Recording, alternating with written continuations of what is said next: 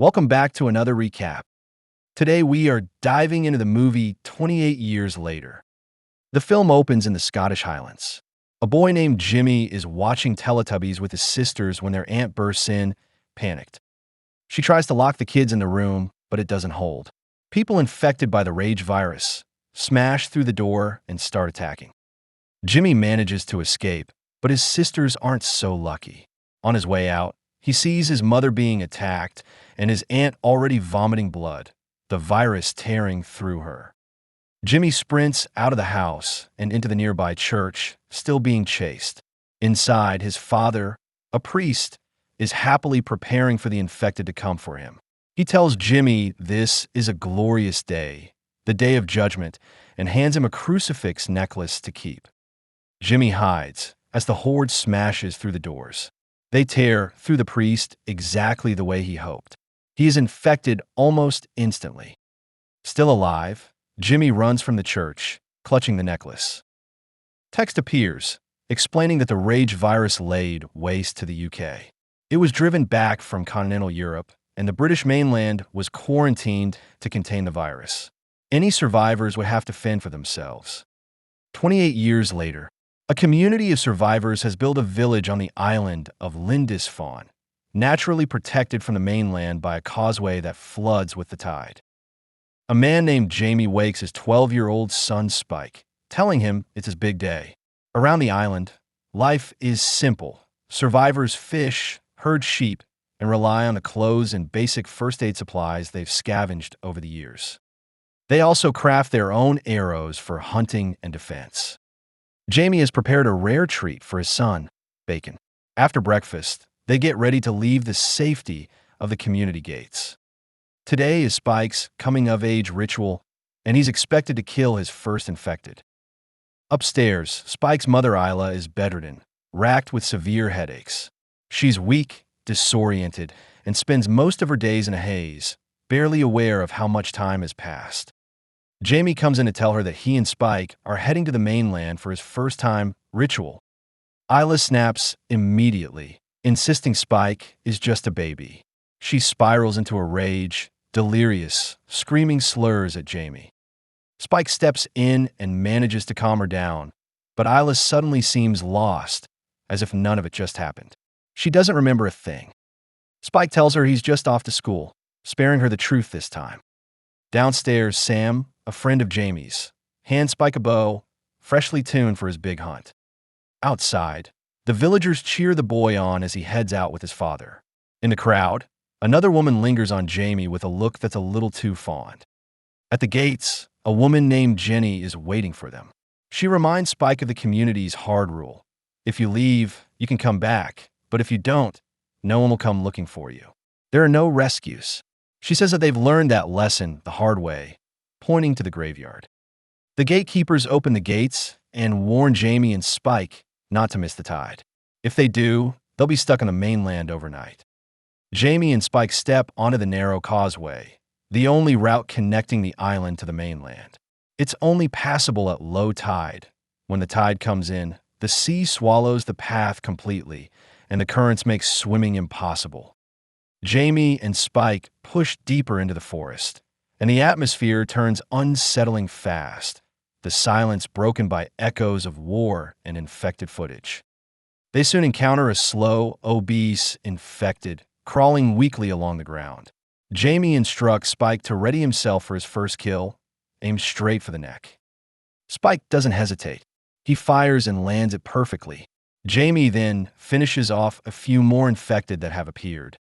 Before moving on, Jamie and Spike notice some of the infected are actually young children. They let them go. In the distance, the kids can be heard speaking clear, coherent English. They push further through the forest and eventually enter an abandoned house. Rummaging through the wreckage, Jamie finds a frisbee and tells Spike he's going to love it. He's never even seen one before. Their moment is cut short by the sound of an infected screaming. In one of the rooms, they find it hanging upside down, tied up while a crow casually picks at its flesh. Jamie tells Spike to kill the infected. He reminds his son there's no reason to feel bad. They have no mind and no soul. Spike hesitates, struggling to find the right moment. but then the creature breaks free. Spike reacts fast, driving an arrow straight through its head. Jamie is proud. Meanwhile, back on the island, life goes on. The kids attend school, learning their roles in the community, while Sam is shown teaching the boys how to kill the infected with bows and arrows. Jamie and Spike continue deeper into the mainland until they stumble onto an animal kill site. A deer has been torn apart, its intestines scattered across the ground. Jamie quickly identifies the work. This was done by the fast type of infected, not the slow ones. Spike then spots the animal's head hanging from a tree. Jamie realizes the danger they're in. He tells Spike that an alpha did this, and they need to leave, now. They turn back toward home. Almost immediately, they spot a horde of fast infected on a distant hill, led by the towering alpha. It lets out a bone-chilling scream, and the horde charges straight at Jamie and Spike, closing the distance fast. Jamie and Spike push closer toward the mainland, the infected closing in behind them. They stumble upon a rundown cottage and scramble inside, barricading themselves in the attic. Night is closing in. The causeway will be swallowed by the tide soon, meaning they're stuck here until morning. From the attic window, they watch the outside. The alpha is still there, perched on the hill, patiently waiting. Jamie explains to Spike that the alphas aren't like the others. They're bigger, smarter, and impossible to fight head-on. He's out of arrows, and the situation is grim. From the attic, Jamie and Spike spot foreign boats patrolling the coastline for quarantine enforcement. Then Spike notices a fire burning in the distance and asks if it's another village. Jamie brushes it off and tells him not to worry about that area. At dawn, while Spike is still asleep, the attic suddenly collapses beneath them. They scramble to their feet. The noise will have carried, and the infected will be coming. They have no choice but to head home. Jamie and Spike race back toward the village, even though the tide is high and the causeway is still submerged. The path isn't visible, but the water is still shallow enough for them to cross. They think they're in the clear until the alpha appears, charging after them at full speed. They run for their lives. Jamie manages to signal the gatekeepers, who fire massive flaming arrows straight into the alpha's chest, dropping it just in time.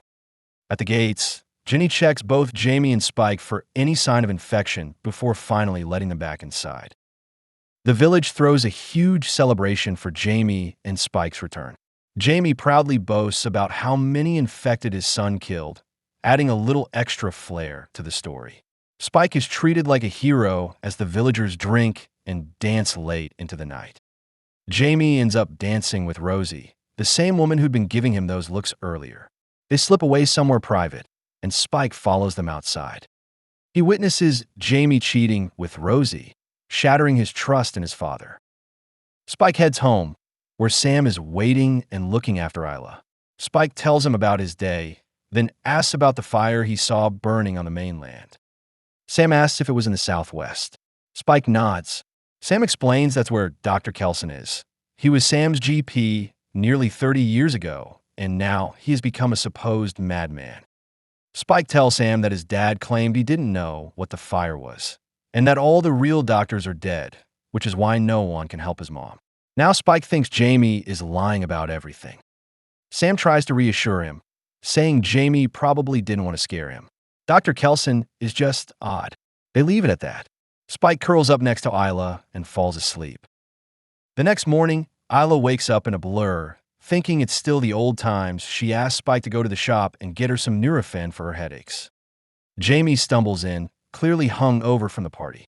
Spike, still upset with him, storms out of the room without saying a word.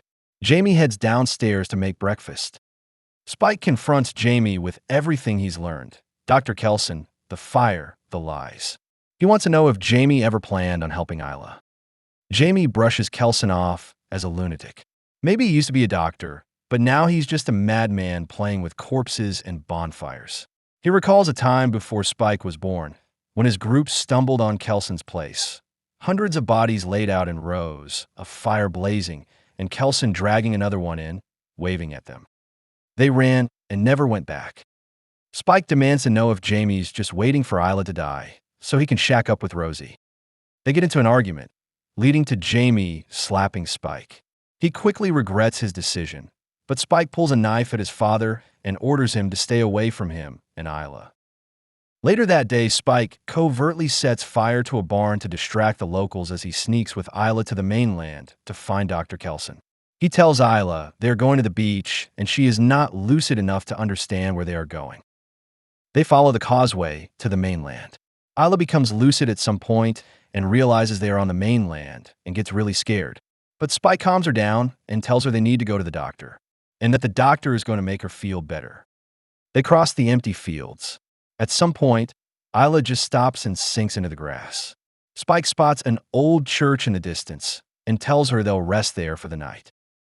Inside the crumbling ruin, they light a fire and lie down. Isla is lucid again. She tries to cheer him up, joking around and asking if his dad's being silly with him. Spike says no, he's very serious. Isla smiles and says her own father was always silly with her. She adds that Jamie probably just wants Spike to grow up tough like him. They pull goofy faces at each other, laughing. Spike tucks more blankets around Isla, tells her to try and sleep, and promises he'll keep watch. He sits close by, staring into the fire, but exhaustion creeps in, and eventually he dozes off. Sometime later, a slow infected creeps in the church. It crawls towards Spike. Just as it's about to sink its teeth into him, a towel drops over its face, and someone drags it away into the darkness. Cut to the next morning. Isla and Spike wake to find the corpse of the infected beside them. Isla doesn't remember what happened. A quick flashback reveals that she killed it pretty brutally. Meanwhile, a troop of NATO soldiers arrives on the mainland. Their mission doesn't last long. Infected swarm them fast. Only 3 soldiers make it out alive, escaping through an old tunnel. But the tunnel isn't empty. Inside, they come face to face with a new alpha. One soldier barely has time to scream before the alpha tears his head clean off, spine still dangling like a trophy. While walking through the fields, Isla goes in and out of lucidity, as she often calls Spike, Dad, confusing past and present. They don't get far before another horde of infected spots them. Sprinting for cover, they hide inside a run-down gas station, only to find it soaked in gasoline fumes. The growls grow louder, then the infected burst in. Just as things are about to turn ugly, a hatch opens on the roof. The sole survivor soldier shouts down for them to hit the floor. He fires down, and the whole place erupts in a fire, taking the infected with it. Spike and Isla survive the blast and get out of the gas station, where they meet the soldier whose name is Eric. Isla is having a bad time. She is crying and calling for her daddy. Eric is getting angry at Spike and Isla, asking what's next, and how to get out of here, and what is wrong with Isla. Spike tells him that she is not feeling well and she can't help it. Even though Eric's clearly frustrated that Spike has no idea how to get back home, he still picks up Isla and starts walking with them. Eventually, they stop to rest. Eric pulls out his phone and shows Spike a photo of his fiancée before the battery dies for good. Spike thinks she has shellfish allergy, but it's only her lip filler. Eric is miffed and calls her gorgeous. Isla keeps calling Spike daddy, and Eric finally asks why. He jokes there's probably a lot of inbreeding on the island, but this scenario seems unlikely. Spike just shrugs and says she gets confused sometimes. Then, without warning, Isla snaps out of it. She stands up and starts walking again. They hear inhuman screeching from an abandoned train nearby. Isla follows the sounds inside and finds a pregnant, infected woman mid-labor. Isla, unfazed, kneels beside her and reaches out. The two lock hands, and the infected woman begins to push. Isla helps her deliver the baby. But then the infected woman tries to attack them, and Eric shoots her dead. Spike and Isla see that the baby girl is not infected. But Eric isn't taking chances. He raises his gun to end it before it starts. Then, without warning, the alpha appears. He rips Eric out of the train car like a toy, tearing his head off, spine still attached. Spike and Isla run out of the train, chased by the alpha until it gets tranquilized by a man covered in iodine. He tells them he has named the alpha Samson and has developed his own toxin to keep Samson docile. He retrieves Eric's skull from Samson's grip. Spike realizes this is the doctor he's been looking for and asks him for help. Dr. Kelson tells Spike he's waited a long time for this moment and that he has something to show them. He leads them to his bone temple, a shrine built from the remains of the dead. Skulls stacked into a tower, bones arranged into pillars. A monument, he says, to remember them all. A memento mori. Kelson burns the flesh off Eric's head and hands the clean skull to Spike to place in the tower. Then they talk about the baby. Spike tells him the baby's mother was infected, but the baby isn't. Dr. Kelson determines that she was protected by her mother's placenta, which spared her from infection. Then, finally, he examines Isla. The news is brutal. She has terminal cancer. Spike is devastated, but Isla accepts her fate and comforts him. She is ready. Dr. Kelson uses one of his spiked darts to sedate Spike. As the boy starts to fade, Kelson asks him what memento mori means. Spike says it means, remember we must die. Kelson nods. There are many kinds of death, he says. Some are better than others. The best ones are peaceful, the kind where you part ways with love. He tells Spike that he and his mother love each other very much. So, memento amoris, remember you must love. Isla then joins Dr. Kelson, ready for him to end her life on her terms. Spike, still under conscious sedation, watches through blurred vision as light and fire flicker in the distance. When Spike comes off the sedation, Dr. Kelson presents him with his mother's skull. Spike takes it in his hands and climbs to the top of the bone tower. He places Isla's skull among the others as the first light of dawn breaks over the horizon. The next day, Spike and Dr. Kelson are forced to evade Samson once more. They leap into a pit as the Alpha pursues them. Samson grabs Kelson by the throat, but Spike knocks him out again with one of Dr. Kelson's morphine darts. Afterward, Dr. Kelson tells Spike it's time to go home with the child. Spike places the baby in a basket and carries her across the mainland, back toward the village.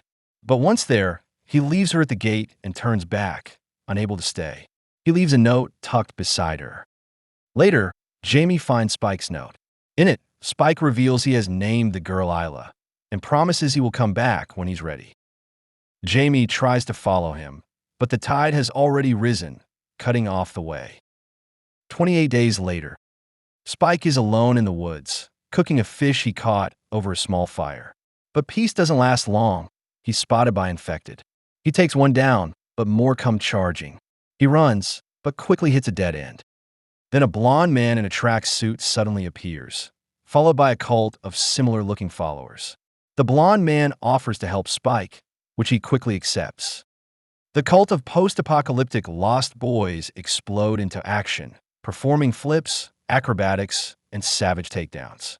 They wipe out the infected with precise, practiced coordination. After the dust settles, the blond man approaches. He introduces himself as Jimmy, grown-up Jimmy from the beginning of the film. He's wearing the same necklace, only now the cross is inverted. He grins at Spike and tells him that they should become friends. They shake hands. The end. Thanks for watching. Don't forget to like and subscribe. And until next time,